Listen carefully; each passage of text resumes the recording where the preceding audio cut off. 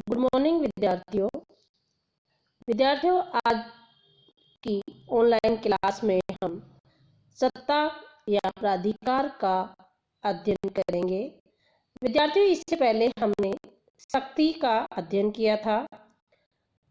अब उसके बाद आज हम सत्ता पढ़ेंगे और उसके बाद आपको ये पता चलेगा कि शक्ति और सत्ता अर्थात प्राधिकार में क्या अंतर होता है और राजनीति में इन दोनों अवधारणाओं का क्या महत्व है या इनकी क्या उपयोगिता है। तो अब है सत्ता या प्राधिकार, अर्थात अंग्रेजी में अगर हम बोलें तो अथॉरिटी। सत्ता शक्ति के प्रयोग का संस्थागत अधिकार है, वह स्वयं शक्ति नहीं है। रॉबर्ट बायस्टेड जो राजनीतिक विचारक है, उसने कहा है कि सत्ता शक्ति के प्रयोग का संस्थागत अधिकार है, वह स्वयं शक्ति नहीं है। अर्थात शक्ति के प्रयोग का जो अधिकार हमें प्राप्त होता है उसे सत्ता कहते हैं। किसी भी संगठन या राज्य व्यवस्था के लिए सत्ता आवश्यक तत्व है। इसे राज्य व्यवस्था रूपी शरीर की आत्मा की संज्ञा दी जा सकती है। सत्ता शक्ति, प्रभाव या नेतृत्व का मूल उपकरण है। नीति निर्माण, समन्वय, अनुशासन और प्रत्यायोजन आदि राजनीतिक प्रक्रियाएं सत्ता के आधार पर ही संभव है। देखो, किसी भी संगठन या राज्य व्यवस्था के लिए सत्ता बहुत जरूरी है और ये राज्य रूपी शरीर की आत्मा इसे कहा गया है। और शक्ति, प्रभाव या नेतृत्व का ये उपकरण है और नीति निर्माण में चाहे समन्वय हो, अनुशासन हो और प्रत्यायोजन हो, सभी में सत्ता के बिना ये सारी प्रक्रियाएं संभव नहीं है। लोकतंत्र में जनता द्वारा सत्ता की स्वीकृति आवश्यक है। हम सत्ता की अवहेलना नहीं कर सकते। लोकतंत्र में सत्ता जनता द्वारा स्वीकार की जानी जरूरी है, तभी सही मायने में वह लोकतंत्र कहलाएगा। अगर जनता ने किसी भी राजनीतिक जो प्रतिनिधि है उसकी सत्ता को अस्वीकार कर दिया है तो वह सत्ताधारी नहीं हो सकता, क्योंकि जनतंत्र जनता का शासन है और जनता द्वारा स्वीकार सत्ता ही मान्य होगी। सत्ता का अर्थ व परिभाषा। सत्ता अथॉरिटी शब्द की उत्पत्ति लैटिन भाषा के ऑक्टोरिटा शब्द से हुई है, जिसका अर्थ है बढ़ाना या विस्तृत करना। अर्थात सत्ता वह योग्यता है या गुण है या संकल्प है या इच्छा या पसंद है जिसका विवेक के साथ समन्वय कर उसका विस्तार करती है। अर्थात शाब्दिक अर्थ में अगर हम सत्ता को समझने की कोशिश करें तो इसका अर्थ होता है बढ़ाना या विस्तृत करना।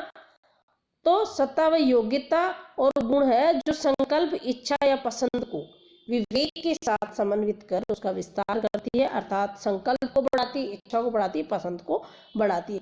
अर्थात संगठन की ओर से किसी व्यक्ति या प्राधिकारी को कुछ करने के लिए दी गई आज्ञा सत्ता कहलाती है।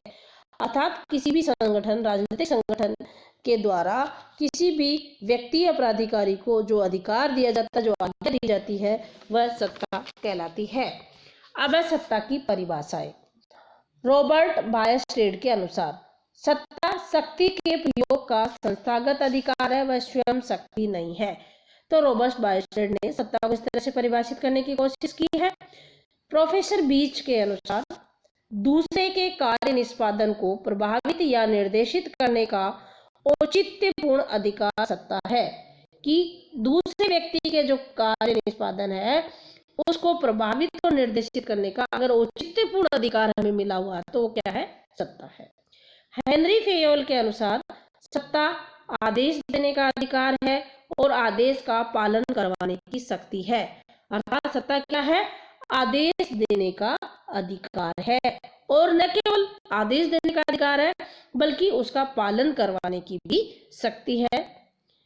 थियो हेमन के अनुसार सत्ता वह वैधानिक शक्ति है जिसके आधार पर अधीनस्थों को काम करने के लिए कहा जाता है तथा उन्हें बाध्य किया जा सकता है की और आदेश के उल्लंघन पर उनके खिलाफ अनुशासनात्मक कार्यवाही की जा सकती है, यहाँ तक कि उन्हें पद से भी हटाया जा सकता है। तो थियो हेमन की परिभाषा से आप इसको बहुत अच्छे से समझ सकते हो कि ये वह वैधानिक शक्ति है जिसके आधार पर उच्च अधिकारी अपने अधीनस्थ को कोई भी कार्य करने के लिए कह सकता है और उसे बाध्य कर सकता है और उसका उल्लंघन करने पर उसके खिलाफ अनुशासनात्मक कार्यवाही भी कर सकता है, यहाँ तक उसको पद से भी हटा सकता है। अब यूनेस्को की रिपोर्ट के अनुसार सत्ता वह शक्ति है जो कि स्वीकृत, सम्मानित, ज्ञात और औचित्यपूर्ण है। विद्यार्थियों, इसमें आप इसको अच्छे से समझेंगे कि सत्ता जब ही अधिकार बनेगी या सत्ता को जब भी माना जाएगा जब उसको स्वीकार कर लिया जाए, वो सम्मानित हो अर्थात उसका सम्मान भी हो, अर्थात जबरदस्ती थोपी हुई नहीं होनी चाहिए, ज्ञात हो अर्थात सत्ता का पालन करने वालों को ये पता हो कि इस मुख्य सत्ताधारी को हमारे ऊपर शासन करने का अधिकार है, और औचित्यपूर्ण हो अर्थात नियम अनुसार होनी चाहिए, औचित्य के अनुसार होनी चाहिए। इस प्रकार सत्ता के दो पक्ष है, पहला निर्णय लेने या आदेश देने वाली उच्च शक्ति और दूसरा उच्च शक्ति को प्राप्त अधीनस्थों की सहमति। अर्थात इसमें दो चीजें होती है, एक तो उच्च शक्ति जो आदेश देती है या निर्णय लेती है, और दूसरा अधीनस्थ जो उस आदेश को स्वीकार करते हैं। निष्कर्ष रूप से हम कह सकते हैं कि अधिकार, सत्ता निर्णय लेने, आदेश देने तथा उसका पालन करवाने की वह शक्ति, स्थिति या अधिकार है जिसे अधीनस्थों द्वारा स्वीकार कर लिया गया है और संगठनात्मक लक्ष्यों की पूर्ति के लिए अधीनस्थों द्वारा उसका पालन आवश्यक होता है। अर्थात सत्ता उसी स्थिति में सत्ता कहलाएगी जब अधीनस्थ न केवल उसको स्वीकार कर लेते हैं बल्कि उसका पालन भी करते हैं, और यह एक संगठन के लिए, एक संस्था के लिए, उसके लक्ष्यों की पूर्ति के लिए आवश्यक भी है। अब सत्ता की प्रकृति या सत्ता के सिद्धांत। प्रोफेसर बीच ने सत्ता के दो सिद्धांत बताए हैं। नंबर 1 औपचारिक सत्ता सिद्धांत, नंबर 2 स्वीकृत सत्ता सिद्धांत। औपचारिक सत्ता सिद्धांत क्या होता है? इस सिद्धांत के अनुसार सत्ता को आदेश देने का अधिकार माना जाता है जिसमें सत्ता का प्रवाह ऊपर से नीचे की ओर चलता है। यह अधिकार संगठन के वरिष्ठ अधिकारियों को होता है और इसे आदेश या सत्ता का एक पदक्रम बन जाता है। सत्ता के पीछे संगठन की औपचारिक शक्ति होती है और इस शक्ति के कारण उसे स्वीकार किया जाता है। यह सत्ताधारी की व्यक्तिगत श्रेष्ठता को नहीं बताती बल्कि यह व्यवस्था या संगठन में अंतर्निहित शक्तियों का प्रतीक है।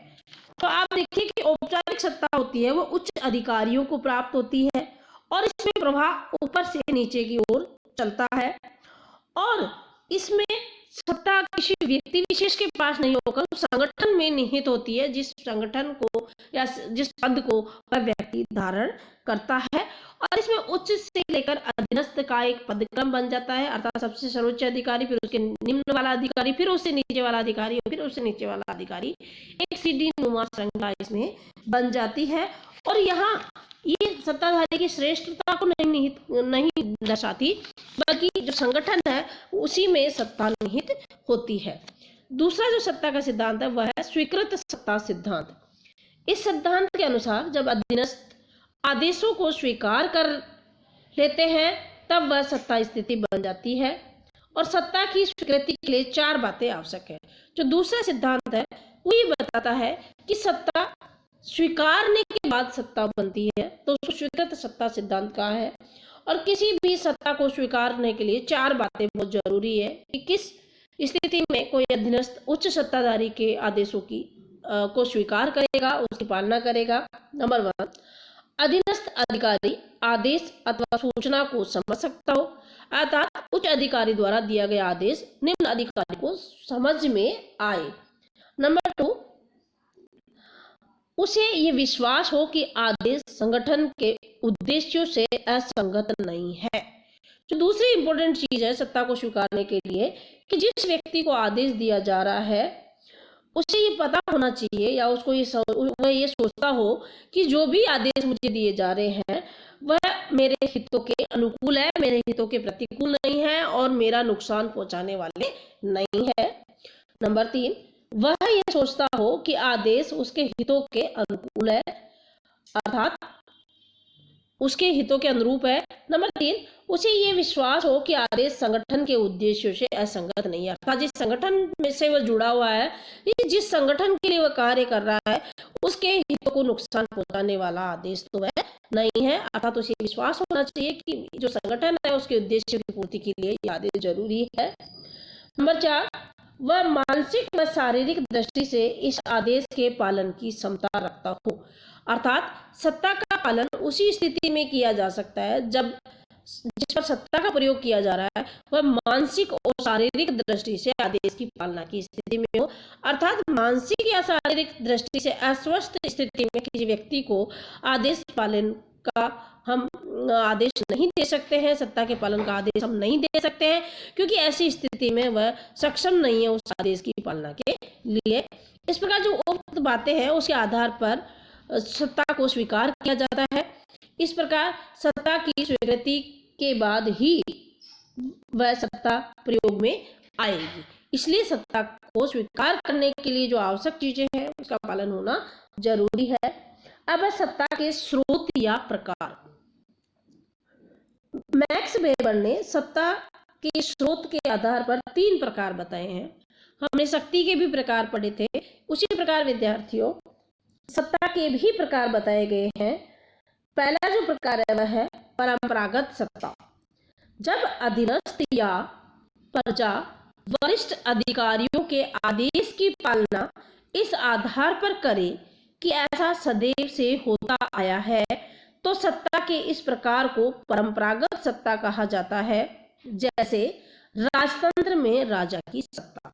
तो आप समझने की कोशिश कीजिए कि परंपरा से जिस सत्ता का प्रयोग होता आया है और जनता स्वीकार करती आई है और वर्तमान में भी वो उसी आधार पर उसको स्वीकार करती है कि ऐसा हमेशा से होता आया है, तो ऐसी सत्ता को हम परंपरागत सत्ता कहते हैं। जैसे राजतंत्र में राजा की सत्ता, या आप कह लीजिए कि धार्मिक सत्ता जो परंपरा से स्वीकार करी जा रही है, लोग उसको मानते हैं, उसके पीछे औचित्य और अनुचित्य को नहीं देखा जाता, उसमें सिर्फ ये देखा जाता है कि हमारे पुरखे, हमारे बड़े, हमारी परंपराएं इसे स्वीकार करती आ रही है तो हमें भी इसे स्वीकार करना चाहिए। तो ऐसी सत्ता को परंपरागत सत्ता कहते हैं। और ब्रिटेन में जो राजतंत्र है, लोकतंत्र के साथ वहां आज भी राजा का पद कायम है। उसके पीछे यही कारण है कि वहां के लोग ये मानते हैं कि परंपरा से राजपद को हम स्वीकार करते आए हैं और हमें अब भी इसको स्वीकार करना चाहिए। क्या पता इसे नहीं स्वीकार करने से हमारे ऊपर कोई दोष आ जाए। तो अगर किसी सत्ता को इस आधार पर स्वीकार किया जाता है कि परंपरा से या वर्षों से ऐसा होता आ रहा है तो उसे परंपरागत सत्ता कहते हैं। दूसरे प्रकार की जो सत्ता है वह है बौद्धिक, कानूनी या वैधानिक सत्ता। जब अधीनस्थ किसी नियम को इस आधार पर स्वीकार करते हैं कि वह नियम कानून के अनुरूप है जिसे वे औचित्यपूर्ण समझते हैं, तब इस स्थिति में सत्ता को बौद्धिक या कानूनी सत्ता माना जाता है। विद्यार्थियों, आप समझने की कोशिश करो कि अगर कानून में ऐसा लिखा हुआ है कि अमुक सत्ताधारी व्यक्ति आदेश देगा और उसको जनता को स्वीकार करना पड़ेगा, और उस कानून के आधार पर अगर सत्ता को स्वीकार किया जाता है तो ऐसी सत्ता को वैधानिक सत्ता कहा जाता है, कानूनी सत्ता कहा जाता है। ये सत्ता संवैधानिक नियमों के अंतर्गत धारण किए गए पद से प्राप्त होती है। जैसे भारत का प्रधानमंत्री, अमेरिका का राष्ट्रपति। प्रत्यायोजित सत्ता अर्थात नौकरशाही, अर्थात कानून के द्वारा प्राप्त सत्ता कानूनी या वैधानिक सत्ता कहलाती है। और जो तीसरा प्रकार है सत्ता का वह है करिश्मात्मक सत्ता। जब अधीनस्थ सत्ताधारी के आदेश को इस आधार पर न्याय संगत मानते हैं कि उन पर सत्ताधारी का व्यक्तिगत प्रभाव है, तब इसे करिश्मात्मक सत्ता कहा जाता है।